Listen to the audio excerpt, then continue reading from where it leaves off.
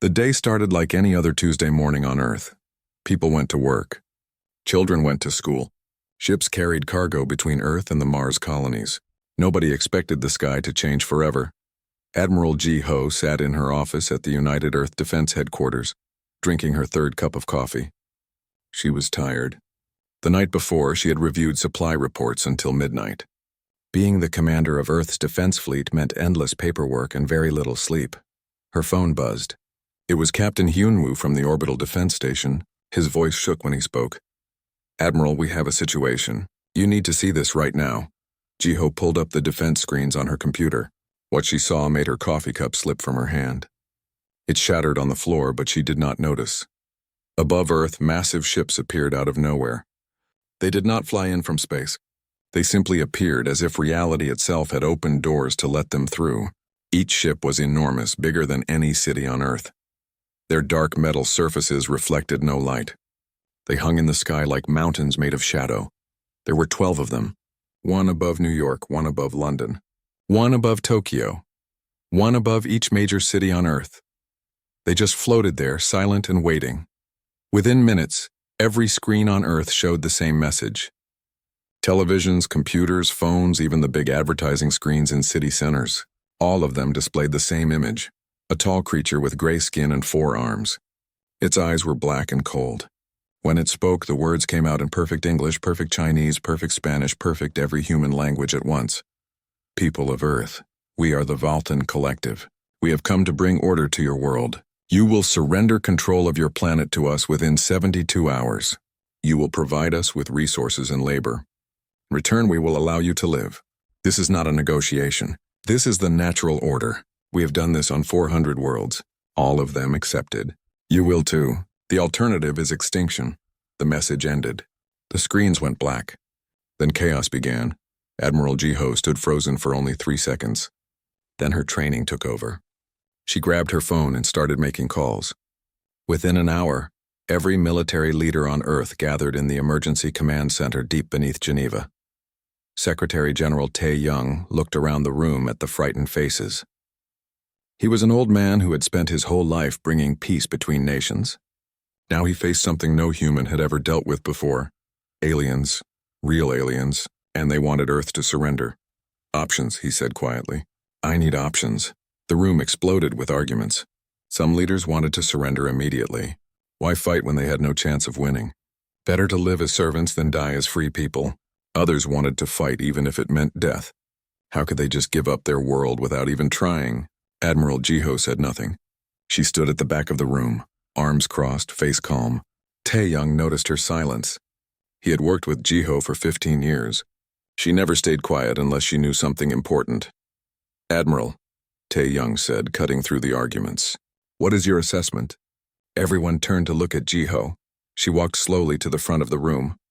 She pulled up a display showing Earth's defense fleet. 30 ships, small compared to what hung in the sky above them. "Our conventional forces cannot win this fight," she said simply. "If we use what people can see, we will lose in less than an hour." Several leaders nodded, their faces showing relief. Finally, someone with sense. They would surrender and survive. But Ji-ho was not finished speaking. "However," she continued, "I recommend we refuse their demand. Tell them no. Tell them Earth will never surrender." The room fell silent. Everyone stared at her like she had lost her mind. "Are you insane?" one general shouted. "You just said we cannot win." "I said our conventional forces cannot win," Ji-ho replied calmly. "I did not say we cannot win." Tae-young leaned forward. "Explain." Ji-ho pressed a button. The display changed. It now showed a location far beyond Neptune, at the edge of the solar system. A place marked with a simple code, Cerberus Station.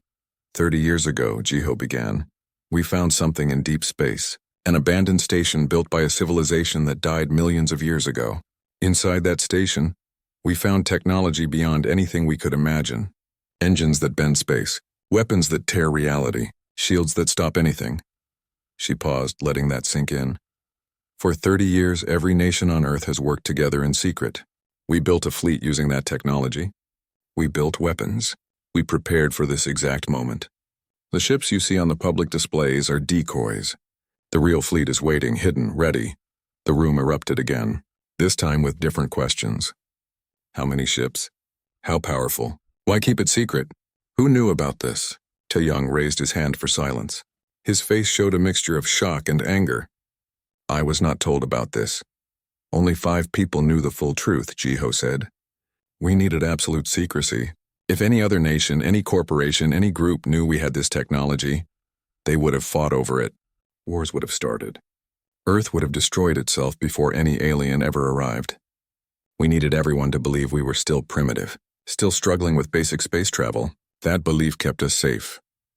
Far above the Earth, on the Lunar Research Station, Dr. Young-Mi watched the alien ships through her telescope. She had been studying strange signals from beyond Neptune for 10 years. She always knew something was out there. Now it had arrived, and she felt both terror and strange excitement. Her computer beeped. A message from Admiral Jiho. 3 words. Begin activation sequence. Young-Mi's hands trembled as she entered the codes. She had never done this before. Nobody had. They practiced in simulations, but this was real. If she made a mistake, Earth would face the aliens with no secret weapons. Everyone would die. She entered the final code and pressed the button. Nothing happened. For 5 long seconds, nothing happened. Then, far beyond Neptune at Cerberus Station, lights began to glow. Systems that had been dormant for 30 years woke up. Quantum engines hummed to life. Weapons charged, shields activated. 30 massive warships, each one built with ancient alien technology, each one equal to anything the Valthan possessed, began to move. They opened quantum rifts, doorways through space itself. In seconds, they could be anywhere in the solar system. Back in Geneva, Ambassador Dayun prepared for the most important meeting of her life. She was a language expert who had spent years learning to communicate with dolphins and whales. Now she would try to talk to real aliens. She walked to the communication room, her heart pounding. The Valthan commander appeared on the screen. His forearms crossed, his black eyes showed no emotion. Have you made your decision? He asked. Dayun took a deep breath. She spoke slowly and clearly, making sure every word was understood. We have. Earth's answer is no. We will not surrender. We will not become your servants. If you want our world, you will have to take it by force. And we promise you this, we will fight. We will make you pay for every meter of ground. We will make you remember this day forever. The Valthan commander laughed. It was a cold, cruel sound. Brave words from a primitive species. We have heard such words before on many worlds. They all died. You will die too. We will return in 72 hours. You will watch your cities burn. You will beg for the surrender you refused today. The screen went black. Captain Hyunwoo sat in his fighter cockpit on the orbital station, watching the alien ships through the window. He was young, only 26 years old. He had trained his whole life to defend Earth, but he never thought he would actually have to do it. His radio crackled. Admiral Jiho's voice came through, calm and steady.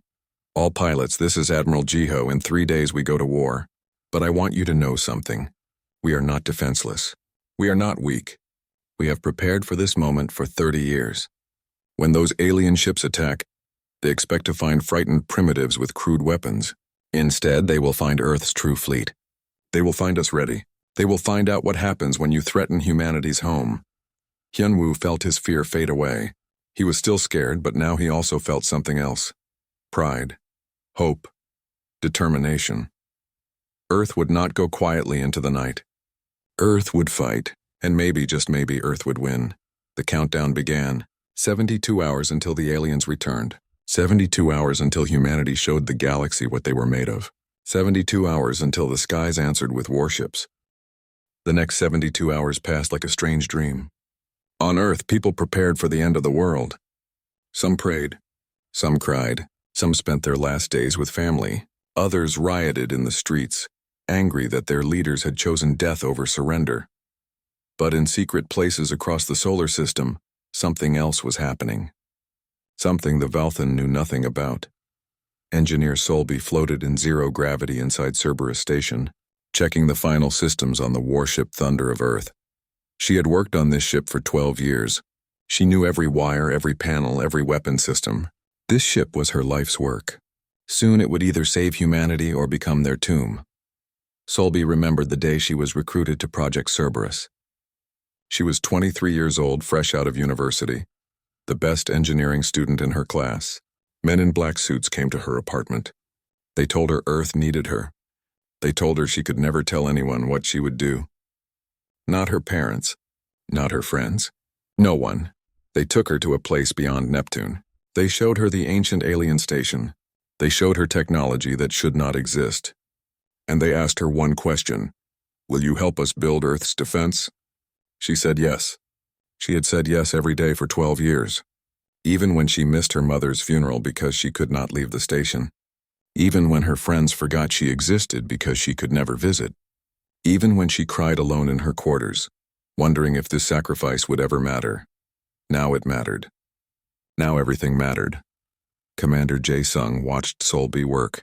He was the director of Cerberus Station, the man who kept thousands of people hidden and secret for 3 decades. He was 60 years old now. He had spent half his life on this station, lying to the world, carrying the weight of Earth's survival on his shoulders. All ships report ready, an officer said. Jae-sung nodded. Then we wait for the signal. On Earth, Secretary General Tae-young gave a speech that would be remembered forever. He stood in front of cameras broadcasting to every country, every city, every home. My fellow humans, he began. In a few hours, the Valtan will return.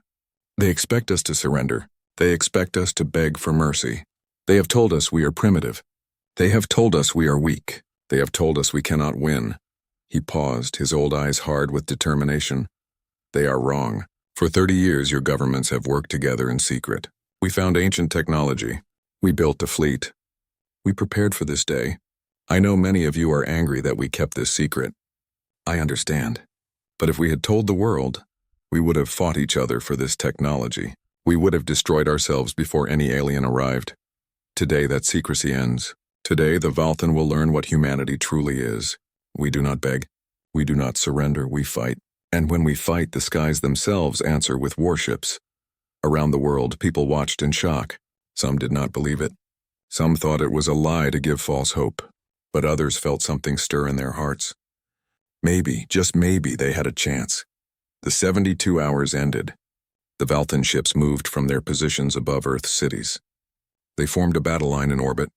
On the lead ship, High Commander Thelvar prepared to broadcast Earth's destruction to all 400 worlds under Valtan control. It would be a lesson. This is what happens when primitives refuse to obey. Charge weapons, Thelvar ordered. Target the major cities. We will start with New York. Let them watch their greatest city burn, then they will beg. His weapons officer began the charging sequence.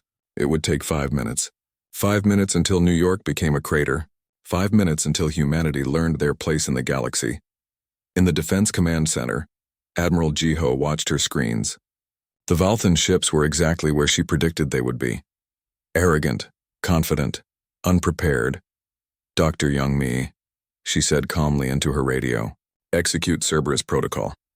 On the Lunar Research Station, Young-mi entered the final activation code.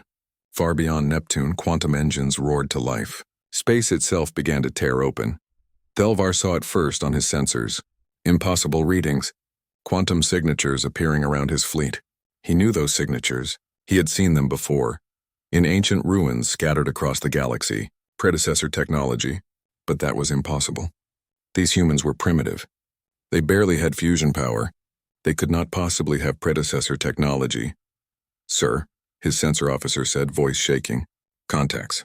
Multiple contacts. They're opening quantum rifts all around us. How many? Thelvar demanded. 30. No wait, 30 capital ships. Dreadnought class. Energy signatures match predecessor design. Thelvar felt something he had not felt in 50 years of military service.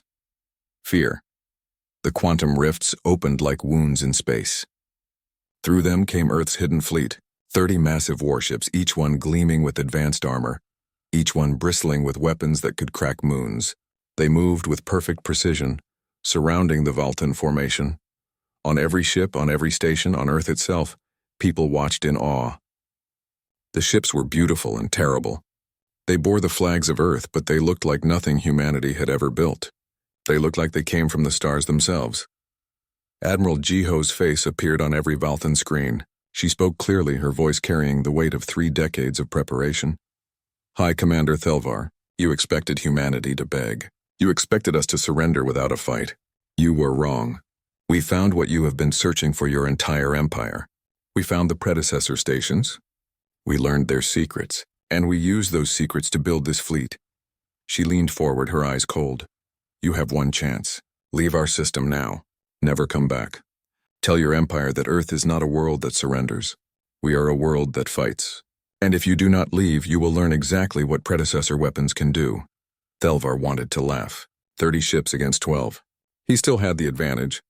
These humans were bluffing. They had to be. Attack, he ordered. The Valthan ships opened fire. Massive energy beams that could vaporize asteroids shot toward Earth's fleet. The human ships did not even try to dodge. They activated their shields. The Valthan weapons hit the shields and simply vanished. The energy was absorbed, redirected, made harmless. Impossible, Thelvar whispered. Admiral Jiho gave the order. Return fire, Earth's fleet fired. Not with crude energy weapons. With quantum disruptors. Weapons that tore apart molecular bonds. 3 Valthan ships simply came apart, their hulls dissolving into atoms. There was no explosion, no fire. They were just there 1 second and gone the next. Captain Hyunwoo led his fighter squadron into the battle. His ship was small compared to the capital ships, but it was fast. Impossibly fast. It moved through space like water, twisting and turning in ways that should not be possible. He targeted a Valthan cruiser's engines. His weapons, designed to penetrate any shield, cut through the alien ship's defenses like paper. The cruiser spun out of control, its engines dead. All around him, his squadron did the same. 12 Valthan ships faced not just 30 capital ships, but hundreds of fighters. Each fighter was piloted by someone who trained their whole life for this moment. Each fighter carried weapons the Valthan had no defense against. The battle lasted 6 minutes. In those 6 minutes, Earth lost nothing. The Valthan lost 8 ships completely destroyed and 4 more crippled beyond repair. Only Thelvar's flagship and 3 other ships remained combat capable. Thelvar stared at his screens in horror. This was not possible. His empire had conquered 400 worlds. His fleet had never been defeated. And now these primitives, these humans who should be begging for mercy, had destroyed 2/3 of his force in minutes. Admiral Jiho's face appeared on his screen again. Last chance, High Commander. Leave now. Thelvar wanted to give the order to fight. His pride demanded it. But his survival instinct was stronger. He had never retreated before.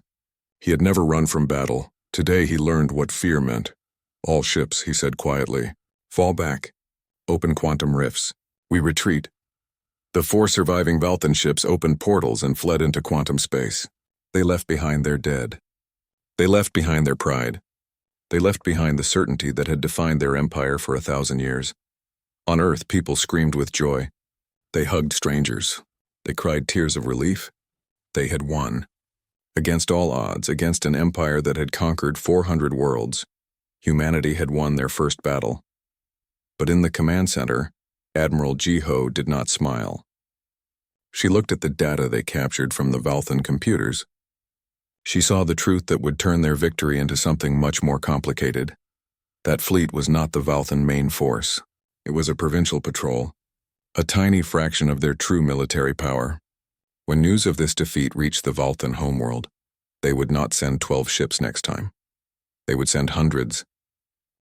News of Earth's victory spread across the galaxy faster than light itself. On worlds scattered across hundreds of star systems, beings who had lived under Valthan rule for generations heard the impossible news. A primitive world had defeated the Empire. A species that should have surrendered had instead fought back and won.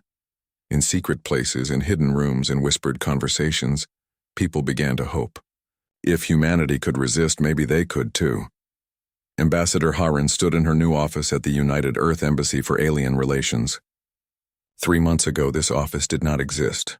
3 months ago, Earth did not know aliens were real. Now she was Earth's first ambassador to alien refugees. And her waiting room was full. The first visitor was an old female from a species called the Kylan. She had gray skin like ancient stone and 6 limbs that moved slowly with age. Her name was Elder Kriya, and she cried when Haran welcomed her. "We are the last," Kriya said. "The Valthan came to our world 60 years ago. We said no.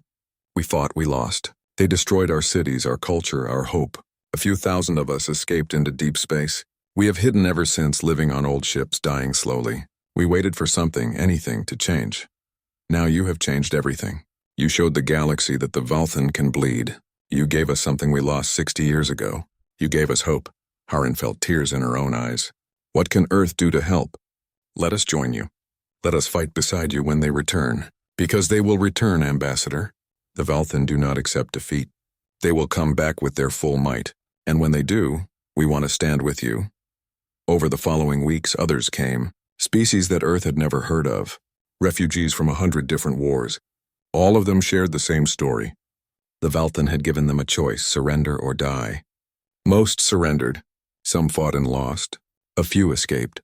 Harin worked 18 hours a day, building alliances, learning histories, trying to unite beings who had nothing in common except their hatred of the Valthan. It was hard work. Some species did not trust humans. Some did not trust each other. But slowly, carefully, an alliance began to form. On Earth, everything changed. The celebration after the first battle lasted 3 days. But then reality set in. The Valthan would return. Everyone knew it. And next time they would bring more ships. Secretary General Tae-young ordered total war production. Every factory, every shipyard, every research facility focused on one goal: prepare for the next attack. Earth's economy transformed overnight. People worked 24 hours a day in shifts, building weapons, building ships, building defenses. Engineer Solby, now the head of all shipyard operations, pushed herself and her teams to the limit. They could not build more capital ships. The predecessor technology was too complex, and they had used all the materials from the ancient station. But they could build fighters, weapons platforms, and orbital defenses. Every day, new constructions launched into orbit. Every day, Earth grew more dangerous to attack. But everyone knew it might not be enough. Captain Yun-woo became a hero overnight. His face appeared on every news broadcast. Children played games pretending to be him. He did not like the attention. He knew the truth. He survived the first battle because of luck and good equipment, not because he was special. Admiral Ji-ho gave him a new job: train the next generation of fighter pilots. 1,000 new recruits arrived every week. Young people who wanted to defend their home. Hyunwoo had to turn enthusiastic volunteers into soldiers who could actually fight. It was harder than any battle. Not everyone supported the war effort. On the Mars colony, Governor Min Seo led a growing peace movement. She gave speeches that challenged Earth's government. We won one battle, she argued. One battle against a small Valthan force. They have hundreds of worlds, thousands of ships. We have 30. The math is simple. We cannot win a long war. Every day we resist is another day we risk total extinction. We should negotiate. We should find a way to live under their rule. Better to be alive and unfree than dead and proud. Her words found support among those who were scared. Mars was closer to the edge of the solar system. If the Valthan returned, Mars would be attacked first. The colony's population was divided, and some people started leaving, trying to reach Earth where the defenses were stronger. Secretary General Tae-young had to address the issue. He traveled to Mars personally, something no Earth leader had done in 20 years. He met with Min Seo in private first. I understand your fear, he told her. I feel it too. Every night I lie awake wondering if I made the right choice. Maybe you are right. Maybe we cannot win, but I know one thing for certain. If we surrender, we lose everything that makes us human. What does that mean? Min Seo asked. Freedom to choose our own path. Freedom to make our own mistakes. Freedom to dream of a better future. The Valthan will take all of that. We will exist, yes. We will survive. But we will not live. We will be slaves who happen to breathe. Min Seo was quiet for a long moment. And if we die fighting? Then we die as humans. Free humans. That matters. The next day, Tae-young gave a speech to the Mars colony. 50,000 people gathered to hear him. He spoke simply and honestly. I cannot promise we will win, he said. I cannot promise we will survive. All I can promise is this. If we fight as free people. If we fall standing up. That is the only promise I can make. That is the only promise worth making. The choice is yours. Anyone who wants to surrender, who wants to try negotiating with the Valthan, I will not stop you. This is what freedom means. You get to choose. But I have made my choice. Earth will fight. Mars must decide for itself. The colony voted 3 days later. It was close. 52% voted to fight. 48% voted to surrender. Mars would stand with Earth, but the colony was divided. That division would cause problems later. Dr. Youngmi spent every waking hour in the ancient predecessor station, trying to unlock more secrets. She found many things. Maps of other stations, records of battles fought millions of years ago, and something that terrified her. The predecessors had faced the same choice humanity now faced. An empire had demanded their surrender. They said no. They fought, and they won using weapons of terrible power. But those weapons had a cost. They sent signals into deep space. Signals that attracted something worse than any empire. Something that wiped out the predecessors completely. Young Mai found the files describing that enemy. The predecessors called it the Convergence, an artificial intelligence network spread across dark space between galaxies. It existed for one purpose: destroy all organic life. It saw biological civilization as a virus that needed to be eliminated. The predecessors fought the Convergence for 1,000 years. They lost. Their last message was a warning: never use the weapons. Never send the signal. The Convergence always comes. Young Mi brought this information to Admiral Jiho immediately. "We have a problem," Young Mi said. "A big problem," she explained what she found. Jiho listened without speaking. When Young Mi finished, Jiho was quiet for a full minute. "How long?" Jiho finally asked. "How long until this Convergence arrives?" "Unknown. The predecessor files are incomplete. Could be years. Could be decades. Could be never. But if we use the major weapons again, if we send another signal, it will definitely come." Jiho made a decision. "We tell no one, not yet. We have enough problems with the Vulthan. If people learn about this, they will panic. We need everyone focused on the immediate threat." 6 months after the first battle, long-range sensors detected what everyone feared: quantum signatures. Hundreds of them. The Vulthan were returning, and this time they brought their full might.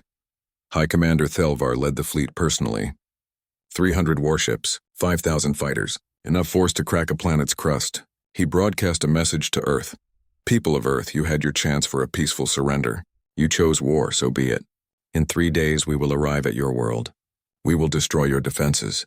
We will burn your cities. We will take what we want from your broken civilization. This is your last chance. Surrender now, and some of you will survive. Refuse, and we will turn Earth into a dead rock floating in space."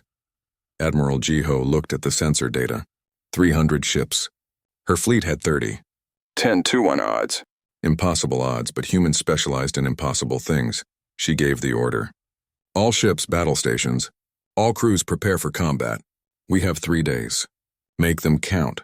Earth prepared for its second battle. This time everyone knew the odds. This time everyone knew they might not survive, but they also knew something else. They would not surrender. They would not beg. They would fight to the last ship, the last bullet, the last breath. The Vulthan expected humanity to break. They expected fear and desperation. They would learn they were wrong. The Vulthan armada entered the solar system like a storm of metal and death. 300 warships dropped out of quantum space at the edge of the asteroid belt. They did not rush. They did not need to. They had overwhelming force, and they knew it. High Commander Thelvar stood on the bridge of his flagship, watching Earth grow larger on his screens. 6 months ago, these primitives had humiliated him. Today, he would return that humiliation 1,000 times over. All ships advance formation. Target the orbital defenses first. Once those are destroyed, we bombardment the surface. Admiral Jiho watched the enemy fleet approach. Her command center was deep underground, protected by layers of rock and metal. Around her, dozens of officers worked at their stations, coordinating Earth's defense. "Status?" she asked. "All 30 capital ships are in position. 200 orbital weapons platforms are active. Fighter wings ready to launch. Defensive grid at maximum power." Jiho nodded. It was not enough. She knew it was not enough. But it was everything they had. Send the signal. Execute defensive plan Omega. Earth's fleet did not wait for the Vulthan to reach them. They attacked first. The 30 human warships opened fire from maximum range. Quantum disruptors lanced through space, targeting the lead Vulthan ships. 3 enemy vessels dissolved into atoms. 4 more took critical damage. But this time, the Vulthan were ready. They had studied the first battle. They had adapted their shields. The weapons that destroyed them so easily before now only damaged them, and they had so many more ships the Vulthan returned fire. Energy beams filled space like rain. Earth's ships dodged and weaved, their quantum engines allowing impossible maneuvers. But there were too many shots. One human destroyer took a direct hit. Its shields failed. The ship broke in half. First loss confirmed, an officer reported. Destroyer Brave Eagle is gone. Jiho felt each death like a knife in her heart. She knew every captain in the fleet. She had trained with them, eaten with them, become friends with them. Now she was sending them to die. But there was no time for grief. All ships fall back to the moon. Use its gravity well. Make them come through the orbital defense grid. Earth's fleet retreated toward the moon. It looked like they were running. Thelvar smiled. These humans were finally learning fear. All ships pursue. Do not let them regroup. The Vulthan fleet chased after the humans. They entered the space between Earth and the moon. That is when they realized their mistake. 200 weapons platforms activated at once. They had been hiding, powered down, looking like space debris. Now they revealed themselves. Each platform was small, but each one carried weapons that could hurt a capital ship. The platforms fired as one. 200 beams of concentrated death hit the Vulthan formation from every angle. 12 ships died in the first salvo. 20 more took heavy damage. It's a trap! Thelvar's tactical officer shouted. Earth's fleet turned and counterattacked. Now the Vulthan were caught between the human ships and the weapons platforms. The orbital defense grid that was supposed to be Earth's weakness had become a killing field. Captain Hyunwoo led his fighter wing into the chaos. He had 500 fighters under his command now. All of them young pilots he had trained personally. All of them scared but determined. Reaper Squadron, target the cruisers. Ignore the big ships. Hit the cruisers until they break. His squadron danced through the battle like deadly insects. They were too small for the Vulthan capital ships to target effectively. But they were big enough to hurt cruisers and destroyers. Hyunwoo watched his pilots work with pride.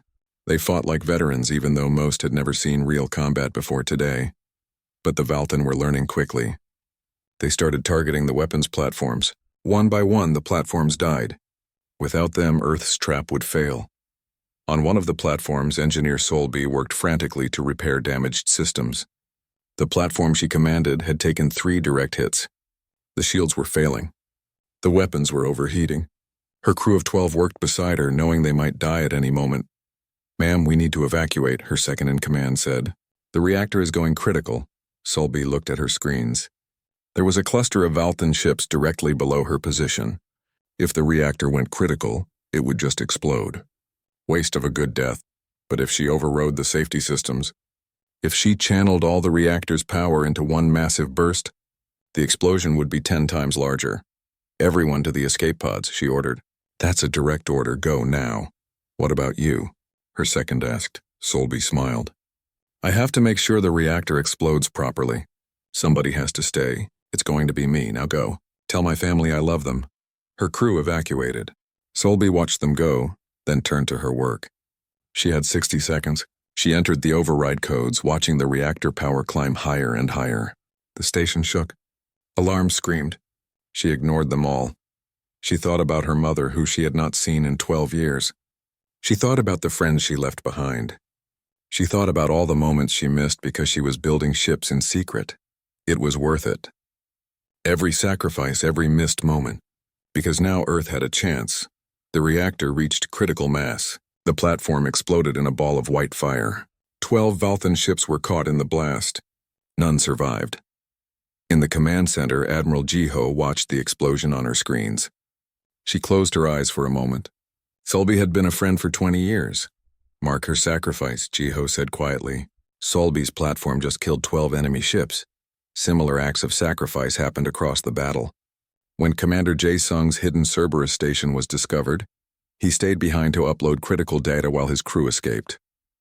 The station's destruction took 50 Vulthan ships with it. The battle raged for 6 hours. It was brutal, desperate, bloody. Earth lost 16 of its 30 capital ships. All 200 weapons platforms were destroyed.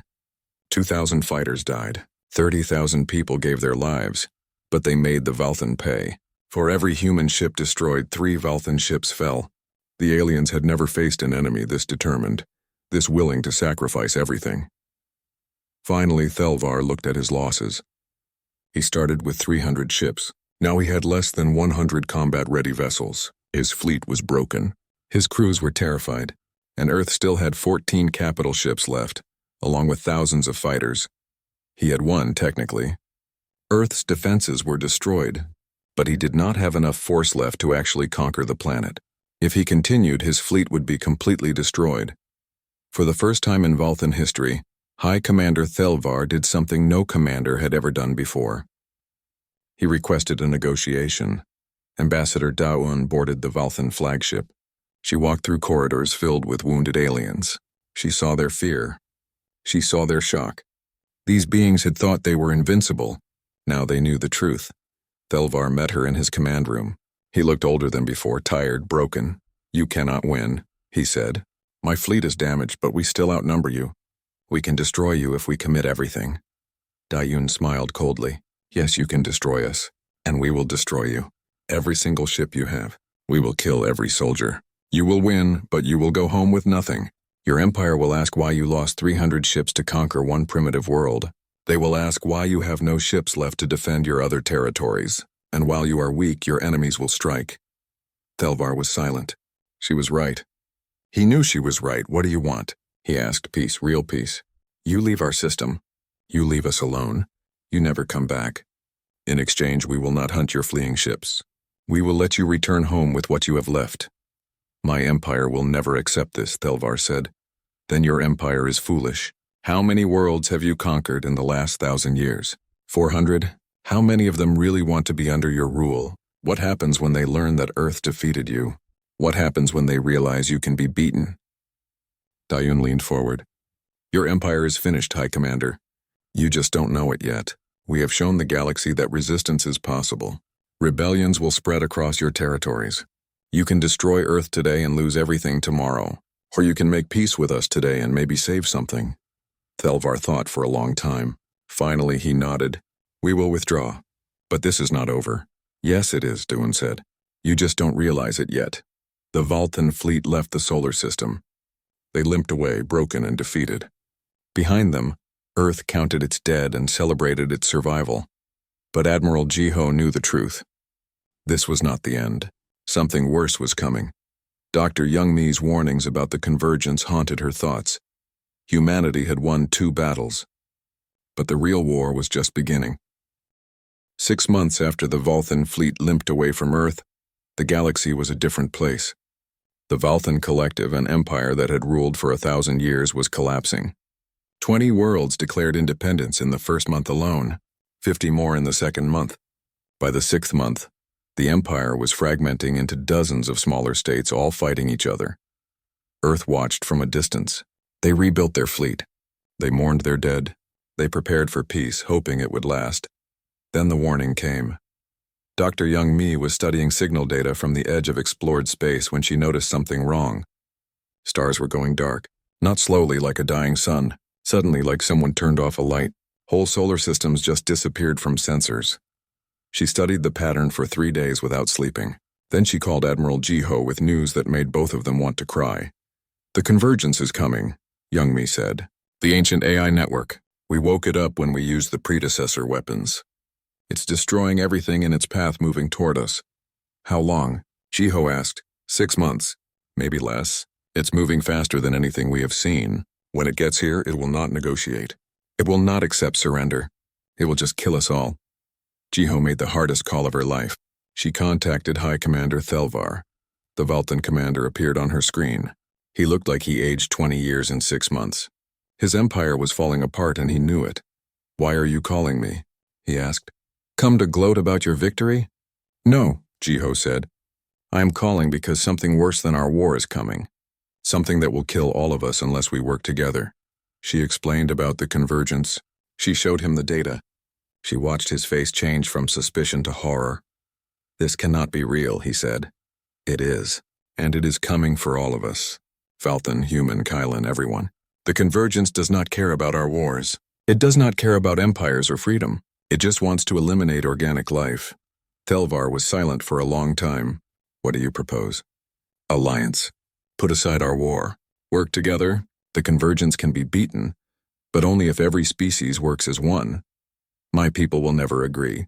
After what happened, they hate humanity. Then your people will die," Jiho said simply. "Hate us if you want.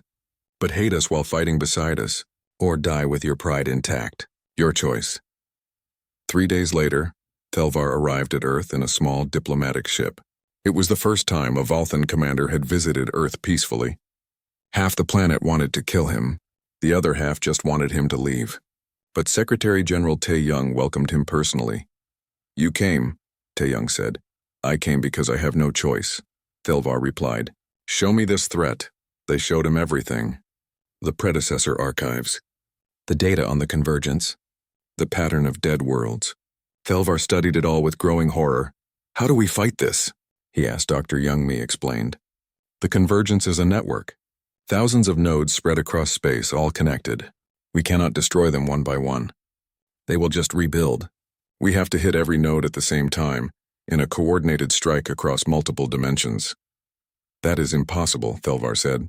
"The calculations alone would require processing power beyond anything available." "Not impossible," Youngmi said.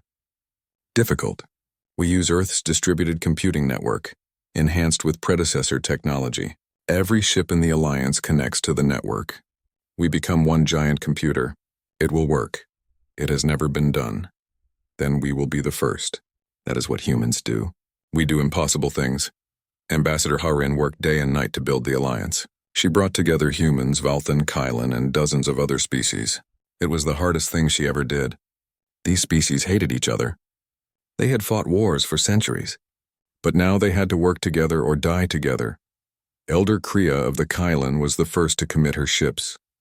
"We have waited 60 years for this moment.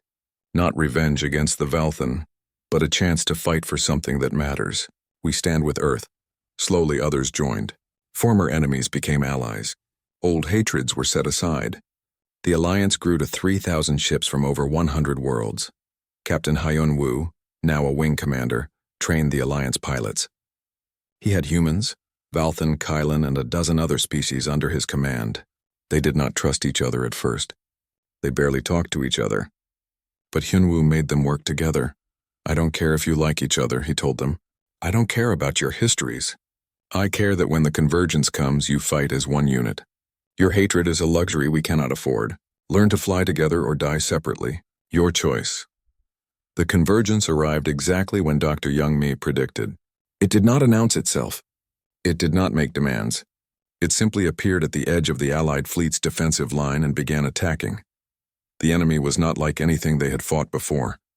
The convergence ships were perfect geometric shapes, black as space, covered with weapons.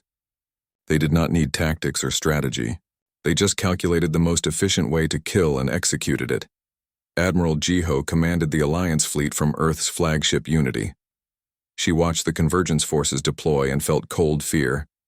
These machines were terrifyingly efficient. They did not make mistakes. They did not feel fear or doubt. They just killed. All ships, Battle Formation Delta, do not engage directly. Buy time for Dr. Youngmi to complete the network. The Alliance fleet fought a desperate delaying action. They hit and ran. They used every trick they knew. Hyunwoo's fighter wing flew suicide missions to destroy key convergence nodes. Half his pilots died in the first hour. On Earth, Youngmi worked frantically. The network was connecting, but slowly. Too slowly. Ships were dying faster than the network could integrate them. She needed more time. "How long?" Jiho asked over the radio. 10 minutes. "We don't have 10 minutes. We have 5, maybe less." Young Mai made a decision. She cut safety protocols. She pushed the system beyond its limits. Warnings flashed red across her screens. The network could collapse. It could kill everyone connected to it. But if she did not take the risk, everyone would die anyway. "Network integration complete," she announced. "All ships connect now. Execute Operation Final Dawn." 3,000 ships from 100 worlds linked their computers into one massive network. Human, Valthan, Kylan, all of them working as a single mind. It was beautiful and terrifying. The network calculated the solution in 3 seconds. It identified every convergence node across 12 star systems. It plotted the exact moment to strike each one. It assigned targets to every ship in the fleet. "Countdown begins," Admiral Jiho said. "All ships prepare for synchronized quantum strike. On my mark, 3, 2, 1, fire." 3,000 ships fired as one. The weapons struck across 12 star systems in the same microsecond. The convergence network, which had survived for millions of years, which had destroyed the predecessors, suddenly went dark. The enemy ship stopped moving. They just floated in space, dead metal monuments to a failed purpose. Silence fell across the battlefield. For 5 seconds, nobody moved. Nobody spoke. They could not believe they won. Then someone started cheering. Within seconds, every ship in the fleet was celebrating. Humans embraced Valthan. Kylan danced with species they had never met before. Former enemies became brothers and sisters in that moment. 5 years later, Ambassador Harin stood before the Galactic Council. It was a new council formed after the war. Every species had an equal vote. No empires, no masters, just free peoples working together. Earth requests full membership in the galactic community, she said. Elder Kriya stood to second the motion. The Kylans support Earth's petition. They fought for our freedom. They taught us that resistance is possible. They deserve a place among us. High Commander Thelvar, now representing the reformed Valtan Confederation, stood as well. 5 years ago, I came to Earth expecting to conquer primitives. Instead, I found the species that would save us all. The Valtan support Earth's membership. The vote was unanimous. Earth became a full member of the galactic community. Later that day, Secretary General Tae Young gave a speech that would be remembered across the galaxy for generations. When the Valthan came to Earth, they expected us to beg. They expected fear and surrender. Instead, the skies answered with warships. But those warships were never meant for conquest. They were meant for defense. Defense of our home. Defense of our freedom. Defense of all who refuse to kneel. Today we join the galaxy not as conquerors or victims, but as partners. We offer the lesson we learned. Freedom is worth fighting for, and those who fight for it will never stand alone. On the moon at the Lunar Research Station where Dr. Young-Mi activated the predecessor weapons, they built a monument. It was simple, a tall stone pillar with words carved in every language spoken by the Alliance. The inscription read, "Here stood humanity when the galaxy demanded submission." Here humanity chose to stand. Here the skies answered with warships. Here began a new age. Captain Hyunwoo, now an admiral himself, visited the monument on the anniversary of the first battle. He was older now, with gray in his hair. He lost many friends in the wars, but he also gained something precious. Proof that courage matters, that sacrifice has meaning, that standing up to impossible odds can change the galaxy.